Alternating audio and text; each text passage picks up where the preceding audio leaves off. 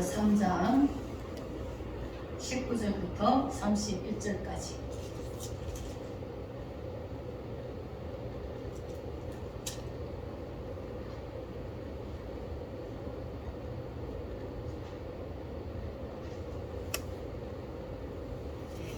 장 19절부터 31절까지 교독하겠습니다. 우리가 알거니와 무릇 율법이 말하는 바는 율법 아래에 있는 자들에게 말하는 것이니 이는 모든 입을 막고 온 세상으로 하나님의 심판 아래에 있게 하려 함이라. 그러므로 율법의 행위로 그의 앞에 옳다 하시는 없는 죄가 없나니 율법으로는 죄를 깨달음이니라. 이제는 율법 외에 하나님의 한 의가 나타났으니 율법과 선지자들에게 증거를 받은 것이라. 곧 예수 그리스도를 믿음으로 말미암아 모든 믿는 자에게 미치는 하나님의 의니 차별이 없느니라. 모든 사람이 죄를 범하였음에 하나님의 영광에 이르지 못하더니 그리스도 예수 안에 있는 성령으로 말미암아 하나님의 은혜로 값없이 의롭다 하심을 얻은 자가 되었느니라.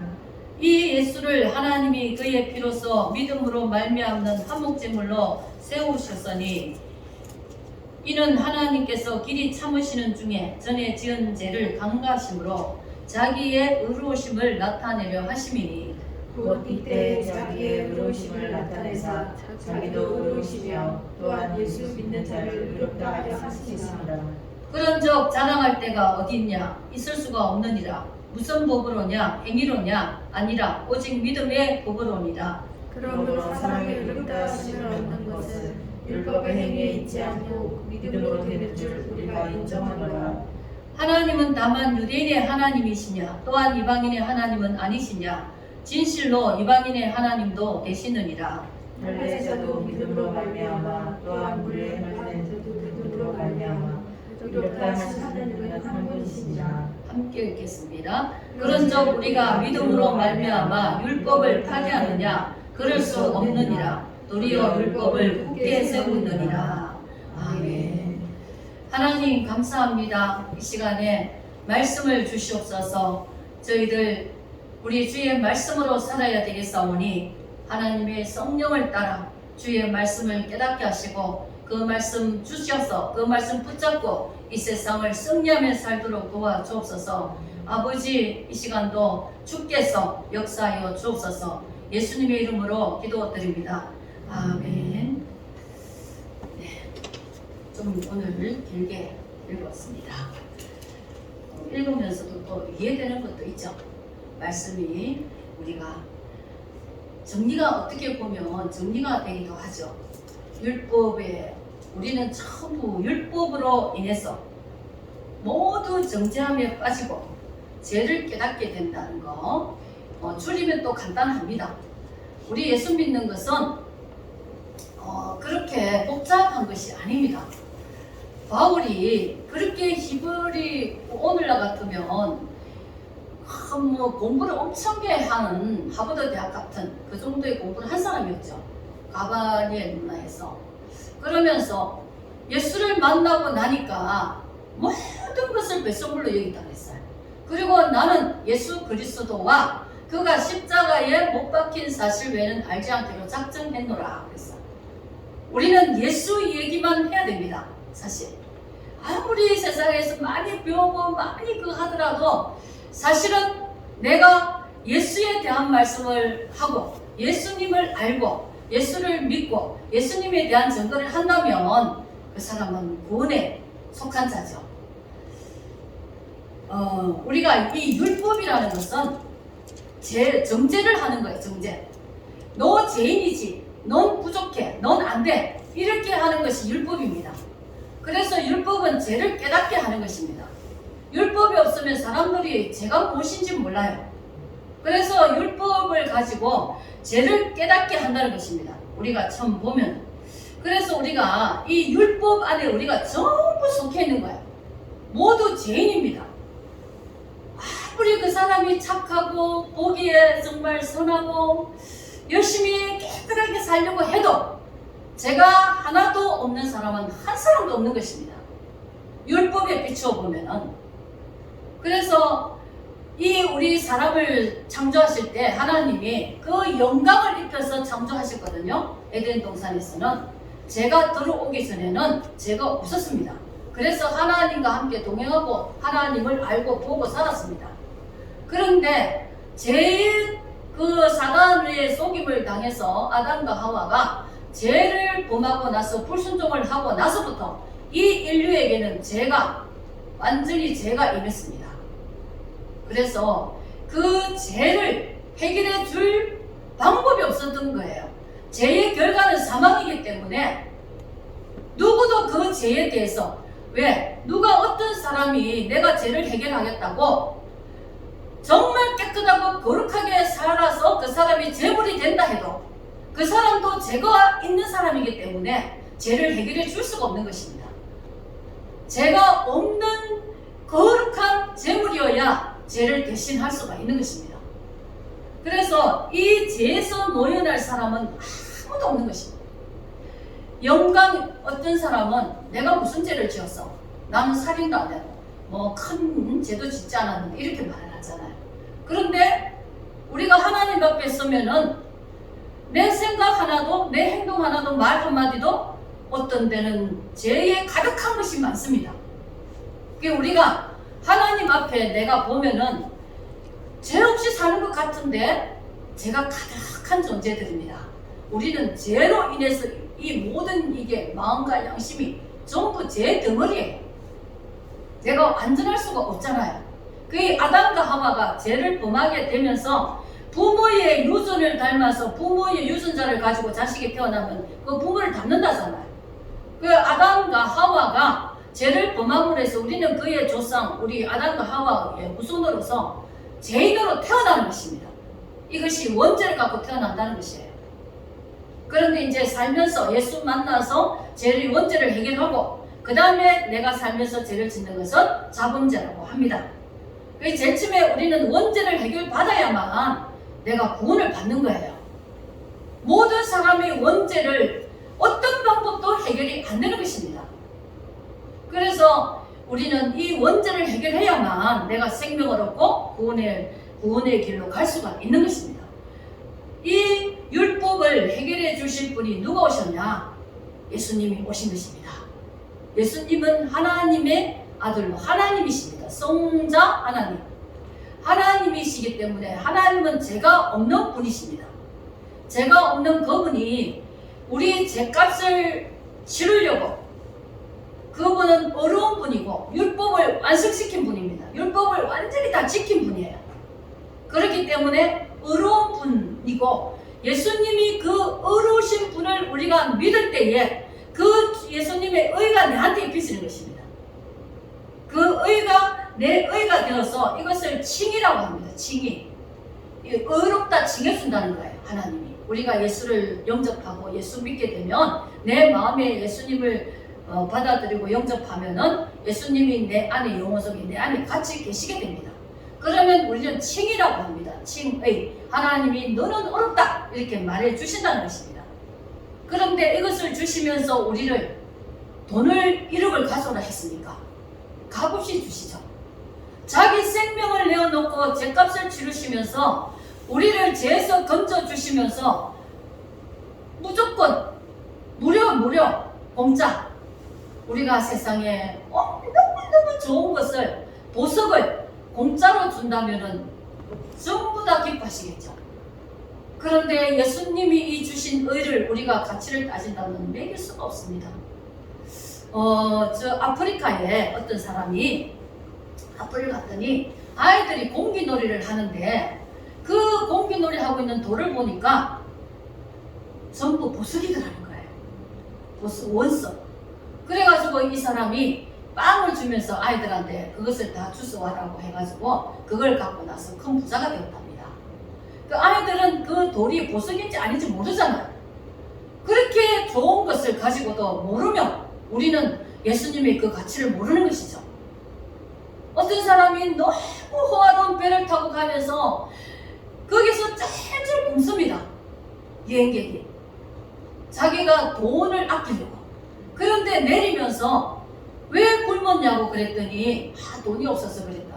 그 안내원이 하는 소리가 당신이 그 뱃삭을 예약할 때에 당신이 마음껏 먹을 수 있는 모든 것을 다 거기에 포함되어 있다고 그러는 거예요. 얼마나 억울하겠습니까? 우리가 하나님께서 이 가치를 우리에게 값없이 너희가 생명을 얻으라고 구원을 받으라고 값없이 1.1도 믿음으로 된다 그랬습니다. 누구든지 잘난 사람이든 못난 사람이든 예외 없이 누구든지 평등하게 똑같이 예수 믿으면 의를 입고 구원을 받고 예수를 안 믿으면 의를 입지 못하고 네 죄가 그대로 있어가지고 그 죄의 결과가 사망이기 때문에 지옥으로 간다는 것입니다. 그래서 우리가 이 예수님의 이 의를 생각하면서 너무너무 감사하게 귀하게 여겨야 되고 경외해야 되겠죠. 예수님이 나에게 아무런 값없이 아무런 요구하는 거 없이 내가 자원해서 너무 감사해서 내가 하나님께 드리는 것이지 하나님이 가족을 해서 드리는 거 아니잖아요. 그죠?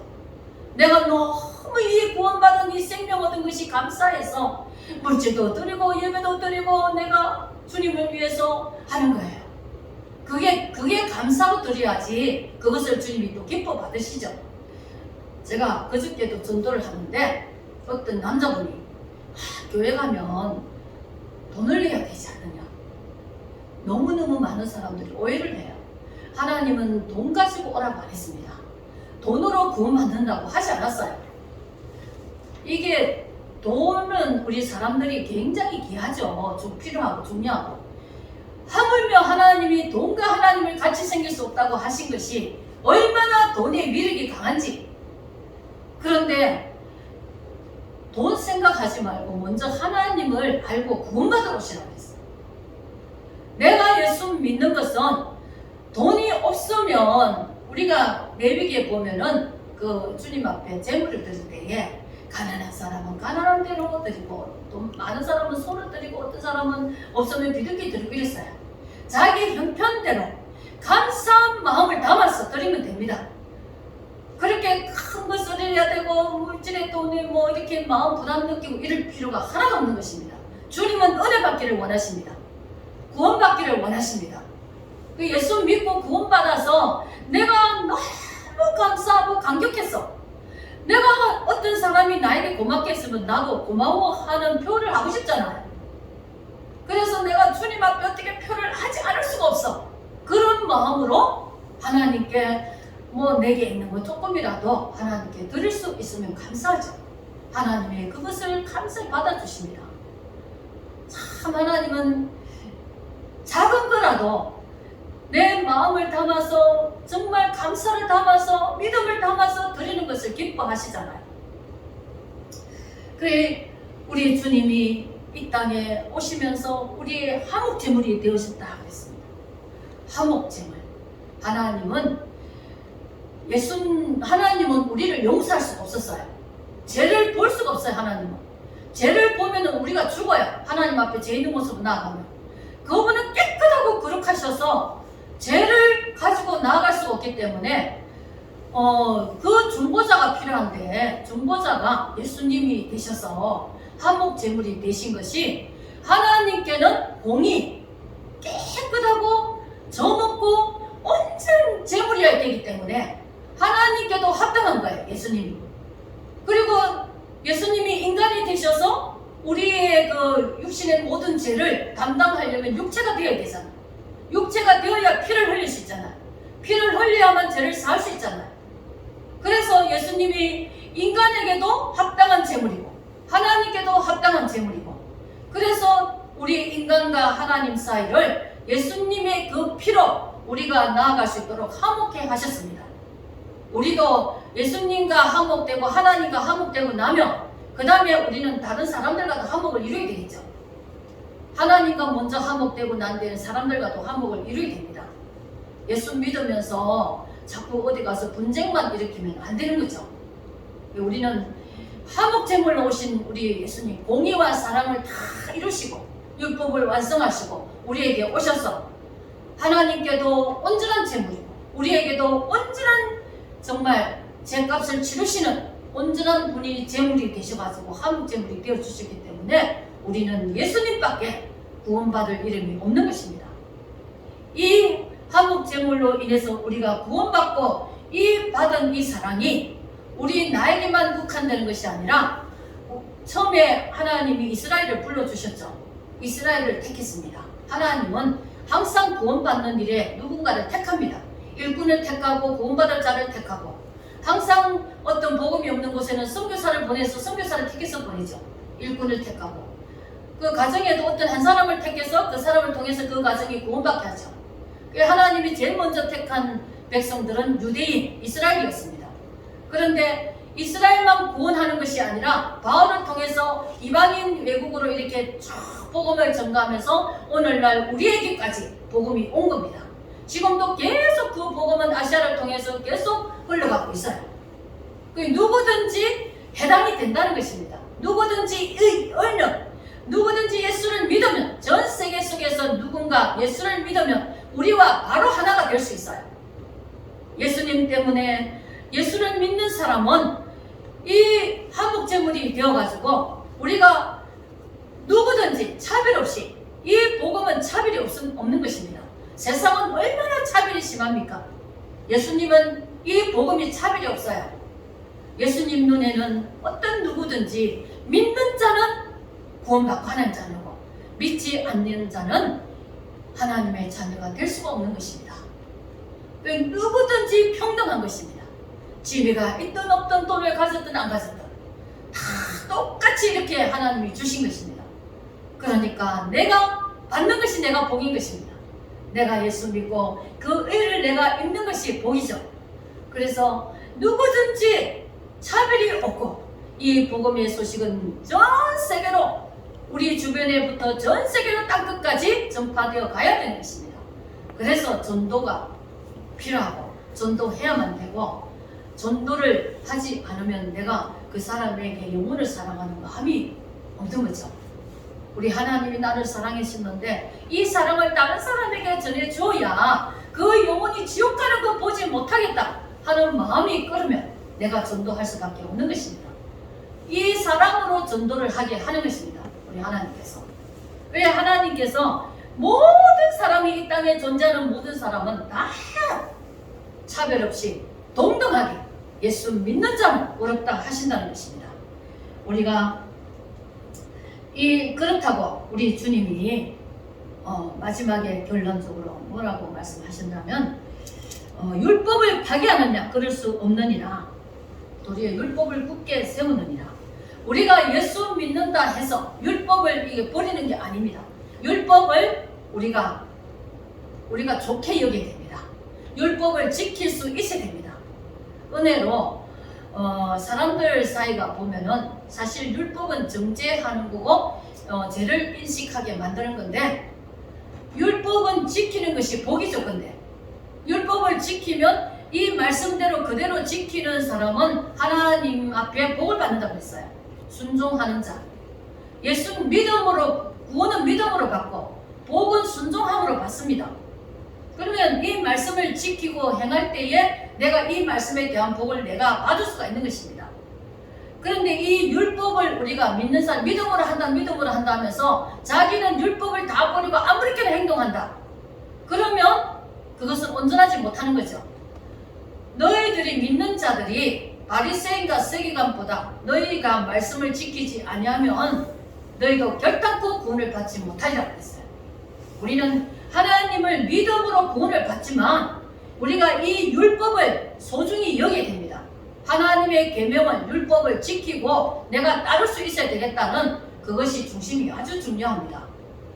이 율법을 너희가 파기할 수 없다. 율법은 너희 믿음을 더 굳게 세운다. 믿음으로 은혜를 받고 구원을 받지만 우리는 말씀을 쫓아서 말씀대로 살아야 된다는 것입니다. 그런데 우리 믿는 자들이 이 말씀대로 안 살면서 믿음으로 나는 구원받았다 하고 끝나고 말씀대로 안 살면 세상에 빛이 되고 소금이 될 수가 없는 거야. 내가 복음에 그 영향을 끼치지 못하고 하나님의 권세를 드러내지도 못하고 이 주님의 말씀을 율법을 온전케 하는 것은 믿음인데 내가 믿는 사람은 이 율법도 내가 따르고 행할 수 있도록 하는 것이 복 중의 복입니다. 율법을 따르는 자는 하나님의 복을 받는 것입니다. 하나님은 이 율법을 무시하는 자를 기뻐하지 않겠죠. 마지막 때는 이 말씀의 능력과 말씀을 지키고 순종하고 따르는 자, 그들이 나중에 주님을 만나게 될 것입니다. 우리가 성전을 보면은, 성막을 보면은 마당을 거쳐서 번제와 물두멍을 지나서 성막 안으로 들어가면 이 떡상과 등잔이 있고, 그리고 성령과 말씀을 내가 대하고 나면은 그 다음에는 기도하는 사람이 되죠. 분향단 쪽으로 갑니다. 분향단 쪽을 거기서 기도하다 보면 나중에 지성소와 성막에 그 휘장이 하나님이 찢음으로써 우리가 언약궤 쪽으로 하나님 보좌로 이룰 수 있게 만드셨습니다. 우리가 모두가 신약 때는 예수님을 만나고 피를 가진 사람, 성령 받은 자들은 내가 하나님을 직접 배울 수 있는 제사장 그런 권세가 주어집니다. 그래서 우리가 지성소까지 들어가는데 이 지성소는 너무나 거룩하고 거룩한 것입니다. 하나님이 보좌가 있는 자리죠. 우리가 분향단까지 우리의 신앙이 깊어지면 이제 그 언약궤 쪽으로 들어가서 우리가 주님과 마주 동행하면서 서로 교통하면서 지낼 수 있는 그런 신앙이 될 것입니다. 우리는 그런 신앙까지 갈 수 있어야 되겠습니다. 그런 신앙까지 가야 우리는 주님 오실 때, 주님 다시 오실 때 내가 주님을 만나고 내 이름을 불러주시고 그때 호련히 변화되어서 공중에서 주를 맞이할 수 있는 그런 사람이 되어야 되는 것입니다. 우리 신앙은 이렇게 구별되어서 정말 내가 제대로 신앙생활을 해야 되겠다, 그렇게 중심을 가질 때에 하나님이 나와 함께 하시고 임마누엘을 하나님이 되어 주실 것입니다. 기도하겠습니다. 하나님 아버지 감사합니다. 하나님 우리에게 율법을 완전케 하시고 자유케 하시고 영혼을 건져주시고 영혼을 구해주시고 하나님 우리의 그 이름을 생명책에 기록해 주셔서 감사드립니다. 하나님 아버지 우리가 더욱더 그 감사에 그 의로움에 의지하여 더욱더 하나님 뜻대로 율법을 지키고 행하면서 더욱더 주님 앞에서 정직함으로 거룩함으로 살아갈 수 있도록 도와주시옵소서. 온전한 구별을 허락하여 주옵소서. 우리는 주의 백성으로서 허먹고 저먹고 태엽게 하여 주시고 하나님 믿음의 장성함에 이르러서 더욱더 아버지 주님에게까지 살아가는 저희들 되게 하여 주옵소서. 예수님의 이름으로 기도드립니다. 아멘.